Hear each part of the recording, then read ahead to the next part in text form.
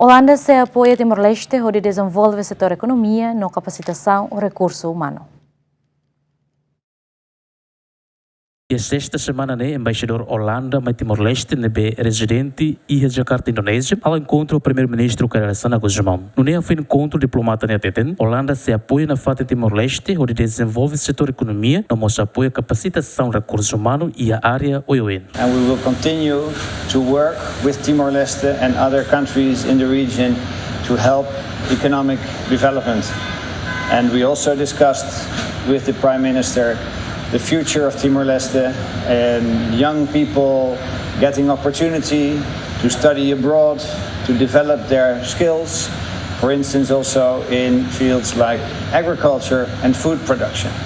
E a oportunidade mostra o embaixador não residente aprecia o Timor-Leste mas se integra para a Organização Regional ASEAN, no dar membro pleno, mas se oficializa e a Ronura Sene Fulang Outubro Tinane e a Kuala Lumpur, Malásia. Derek Jimenez, bem-vindo Jimenez, GMN.